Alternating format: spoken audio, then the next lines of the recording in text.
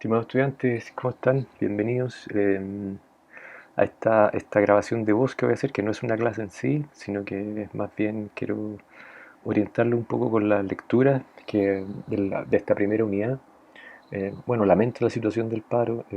Obviamente esto va a alterar el cronograma y seguramente la cantidad de lecturas que vamos a tener, pero de todas formas les quiero enviar esto, que es como una grabación de voz para orientar en las lecturas, para que tampoco sientan que están totalmente a la deriva y abandonados con respecto al curso, ¿cierto? Por lo tanto, el objetivo de esto es, a través de una grabación que estoy haciendo de mi escritorio, revisar algunas cosas que permitan orientar las lecturas, ¿no? Fundamentalmente eso, porque si bien puede que no tengamos clases, pero ustedes sí pueden ir leyendo y quizás puedo orientarle un poco en la lectura de los textos, entre qué aspectos poner más atención, qué sé yo. Así que esa es un poco la intención, no me siento rompiendo la demanda, las demandas de las movilizaciones y el paro que ustedes tienen, pero quiero empatizar también con lo que algunos, con la inquietud que algunos tienen de que quieren saber qué hacer, quieren leer y quieren tratar de ocupar de repente el tiempo en también dedicar al estudio, ¿no? Así que espero que esta instancia sea bien recibida por ustedes, lo hago con la mejor de las intenciones, así que parto, ¿no? Bueno, ahí tenemos, le estoy mostrando en mi escritorio lo que es la primera unidad. La primera unidad, el texto de Briones, como ustedes se recordarán, que la primera clase que tuvimos es bien conceptual, aparecen muchos ismos, y es un texto que si viene un poco árido, yo les recomiendo que lo consideren harto, que hagan esquemas, cuadros, glosarios, mapas conceptuales, lo que a ustedes les sirva, digamos, para poder ir asimilando esos conceptos que están ahí, en ese texto, de la mejor manera posible, ¿cierto? Junto con la clase y los PPT que yo les he enviado. Ese texto es el primer texto de Briones, entonces es conceptual. La segunda semana, lo que eran las lecturas del 14 de abril, teníamos dos lecturas que eran las de Descartes. Yo les pedí que sacáramos una, que es el discurso del método. O sea, que no la sacáramos totalmente, sino que la dejáramos como opcional. Igual si la pueden leer, son poquitas páginas, 17 páginas, si la pueden leer estupendo. Y que nos centrara un poco en las meditaciones metafísicas, ¿cierto? Las meditaciones metafísicas uno y 2, que es donde Descartes plantea esencialmente esta distinción. Y insisto en esto, Descartes nunca señaló que cuerpo y mente, o alma y cuerpo fueran dos cosas separadas, ¿eh? Eso lo dicen mucho a veces aparece en texto, en libros, hay gente que lo repite y no es así. O sea, Descartes insistió mucho en el aspecto que eran distinguibles, no separables, ¿eh? Así es que eso por un lado, y ahí fundamentalmente voy a ir un poquito a las presentaciones de mi Power ahora. Les quiero contar qué aspectos me parece que de ahí son relevantes, ¿cierto? Bueno, de esa parte, de esas lecturas de las meditaciones, me interesa sobre todo que hagan incorporen el método del dualismo, ¿cierto? Y este dualismo en relación con las distinciones mente-cuerpo, la distinción sujeto-objeto. Nosotros hablamos de que, déjenme buscarlo, discúlpenme, hablamos de que entendíamos que hay una distinción mente-cuerpo y una distinción sujeto-objeto. Yo también les comenté que cada vez que hablamos de sujeto o de subjetividades estamos aludiendo a un aspecto epistemológico, ¿cierto? Y cuando hablamos de mente o alma, estamos diciendo que hay un aspecto que es ontológico, es decir, la realidad última, irreducible, la causa de aquello que nos mueve, ¿cierto? Que es como aristotélicamente la idea del alma, que es lo fundamental dentro de lo que es lo que da movilidad a un cuerpo que es materia. Entonces, claro, para Aristóteles era el alma, digamos, para Descartes también podríamos decir que el alma, aunque está más cercano también del platonismo en relación de la preponderancia que hay al razonamiento y a las ideas y a la lógica y la matemática. Descartes era matemático también, ¿cierto? Entonces, se sitúa dentro de esta herencia platónica, podríamos decir. Ahora, hacer esas distinciones, tener en claro entonces estos dos tipos de dualismo: dualismo epistemológico, sujeto-objeto; dualismo ontológico, mente-cuerpo o alma-cuerpo, como lo podrán encontrar en los textos de las meditaciones, donde Descartes habla de alma. Eh, ¿Por qué habla de alma y por qué después se entiende cuerpo? Porque después, con el tiempo, se han ido como homologando las funciones del alma a lo que entendemos como las funciones de la mente actualmente, en una hay muchas definiciones de mente, y hay personas que también, o pensadores que no creen en la idea de mente, ¿ya? Que no hay una mente. que la mente en sí es un dispositivo que es esencialmente vacío, ¿cierto? Donde yo lleno de representaciones del mundo, pero que en sí la mente no es un dispositivo que funcione, pero dentro que funcione como tal, digamos, que tenga un funcionamiento que esté como repleto o pleno de sensaciones, percepciones, ideas, ¿cierto? Sin embargo, el otro concepto de mente es ese que dice que la mente está relacionada con lo que son nuestras funciones psicológicas básicas o nuestros procesos psicológicos básicos como atención, memoria, percepción, concentración, aprendizaje, motivación, etcétera, ¿cierto? Percepción, sensación. Todo eso es como los procesos psicológicos básicos. Ya, entonces, de ahí me interesa mucho eso, que se distinga eso. Me interesa esta idea, obviamente, de la duda, como la duda metódica, cómo él plantea estas dudas respecto de todas las cosas del mundo, incluida su propia existencia, y cuál es la salida que él da, que es lo que se llama este escepticismo metódico. ¿Ya? O sea, una cosa, ese escepticismo metódico puede ser capaz de argumentarlo, y ahí hay otro concepto que me parece interesante y relevante. Eh, También esto de que el conocimiento cartesiano es inductivo, es decir, parte de un aspecto único y después generaliza, ¿ya? A diferencia del pensamiento clásico griego, que es más bien deductivo, de la generalidad a la particularidad. Su pretensión de que el conocimiento debe ser lógicamente necesario, universalmente válido. ¿Ya? Esas cosas como que me interesa particularmente que las puedan asimilar dentro de este racionalismo cartesiano que es quien inaugura la modernidad filosófica, ¿cierto? Con Descartes. Después van a ver que en los textos viene un texto mío que aquí tengo un texto que es largo y me habría encantado que lo leyeran. Les voy a pedir que por ahora, digamos hasta que tenga, si es que tenemos una clase, si es que quieren, es un texto largo que quizás puede ser un poco complejo, es bueno, en todo caso no es porque sea mío, pero está bueno, está bonito, lo hice con harto cariño. Pero por ahora les voy a decir que lo saltemos, ¿ya? Voy a ir poniendo entonces en verde los textos que me interesa que le den énfasis, ¿ya? Sería como egoísta de mi parte si les digo léanse mi texto, si creo que quizás no va a ser lo que más les va en este momento a servir o ayudar. Y nos vamos a situar con estos textos, sí o sí, como punto de partida. Entonces, lo que viene después, en lo que sería nuestra clase número 3 dice acá el sustrato epistemológico de la época moderna, Renacimiento y época clásica como antecedente epistemológico de la sociedad moderna. Ya. Este texto de Virginia Woolf lo que trata de hacer, Historia del deseo en la época medieval, es un texto muy entretenido, se los recomiendo que lo lean, es muy, muy, muy entretenido. Y lo que trata de hacer ella es como una reconstrucción, como una arqueología del saber, siguiendo estas metodologías Foucaultianas de reconstruir un poco la mentalidad de la Edad Media a partir de datos históricos, ¿cierto? De datos históricos, de datos sociales, culturales, etcétera, pero no hace como una especie de radiografía de la sexualidad en la Edad Media. Y hay datos ahí muy interesantes, muy sabrosos del rol que tiene que ver la Inquisición dentro de lo que es la represión sexual feroz de la época y cómo a partir de esa represión sexual también se desprende una idea de sujeto moderno, ¿no? Cuando hablo de sujeto moderno no significa que no haya sujeto previo a la modernidad filosófica, al siglo XVI, XVII, pero claramente el lugar del sujeto en una estructura social, cultural, económica como la Edad Media es muy inferior al lugar del sujeto, mucho menos preponderante al lugar del sujeto que tendrá que ver con la modernidad.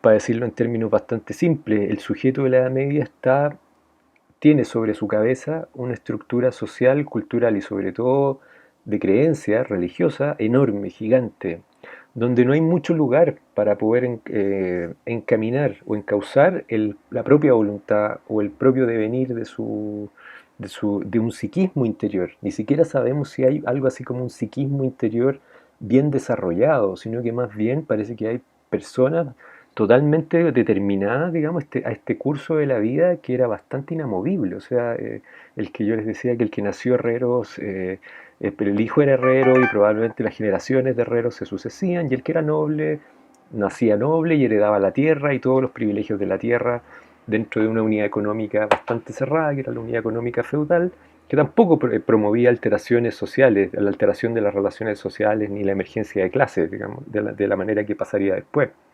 Por lo tanto, ese momento de clic entre la modernidad tardía y el comienzo, perdón, la Edad Media tardía y el comienzo de la modernidad es súper interesante porque es como ver el momento en que algo nace, ¿no? Es como que algo sale de un huevo.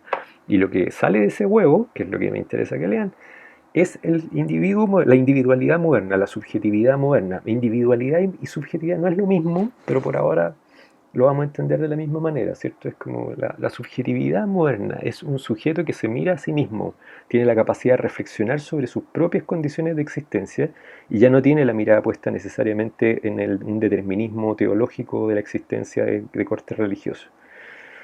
Por lo tanto, en este texto de Virginia Knofton, que este más o menos lo que yo les tenía preparado de clase, era describir la pregunta y el método y la cosmovisión del pensamiento filosófico de la Edad Media, caracterizando algunas de las posturas filosóficas de la época, ¿ya? Y el tópico que aborda esta unidad es el poder pastoral de Foucault, que es lo que él entiende por el poder del poder pastoral de Foucault y la incipiente subjetividad. Por lo tanto, si yo me voy al texto de Virginia Knofton, los conceptos que me interesa que trabajen son obviamente poder pastoral, entenderlo, comprenderlo, definirlo, el secreto de confesión, la relación entre la vida pública y la privada. Nos vamos a dar cuenta que la vida privada, que la iglesia, digamos, y la Inquisición tenían la facultad de entrar hasta las alcobas de los esposos. ¿Cómo? Determinando mediante códigos de conducta sexual hasta qué posición eran permitidas y cuáles no.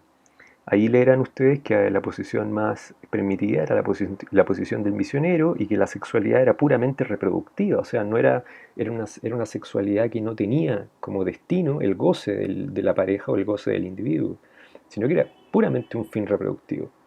Y que si uno se movía mucho de ahí, de esa variante de sexual, arriesgaba claramente penas de cárcel o eventualmente penas que costaban la vida, ¿cierto? Con lo que se llama una sexualidad perversa o prohibitiva desde los códigos de la Inquisición. Por lo tanto, tenemos que pensar que si la privacidad, la esfera privada dentro de la vida cotidiana era tan poca, la intimidad mental del ámbito de lo mental también era bastante poco desarrollado. De ahí que hablamos que hay un sujeto incipiente, ¿ya? Entonces, el cuarto concepto que trabaja Virginia Knofton es la represión del deseo sexual y lo que llama el estado cero del sujeto, es decir, el surgimiento, esta eclosión del huevo, donde surge un sujeto que es el que viene a dar lugar el que viene a dar lugar al sujeto moderno, que finalmente el sexto punto es el surgimiento de la subjetividad. Sí, ¿qué cosa más? Bueno, aquí con el texto de Berman, el texto de Berman, que es el siguiente título que viene, que es El reencantamiento del mundo, un libro que, si bien tiene detalle, en lo particular me encanta porque es muy entretenido, y también va contando un poco esto, el paso de la mentalidad de la Edad Media, de lo que él denomina un mundo encantado, que pleno de una conciencia participativa, a un mundo moderno con todos los devenires y avatares que tiene el mundo moderno, y cómo plantea que ese mundo moderno que se fundó hace 5 siglos, hoy día nosotros estamos viviendo como las consecuencias un poco de ese proceso de modernización, ese proceso de secularización continua, las consecuencias de un proceso de maquinización, de tecnificación de la existencia, hoy día en el extremo, pero es más o menos el continuo de la modernidad, ¿ya? Entonces, Berman también hace ese recorrido que es bien interesante de explicar los problemas actuales a partir de ese momento de cambio que hubo en el paso de la Edad Media a la modernidad. Los conceptos entonces que trabaja Berman acá son, bueno, mundo premoderno, las condiciones del mundo premoderno. En este mundo premoderno, Berman dice, hay una conciencia participativa y un mundo encantado, conceptos fundamentales.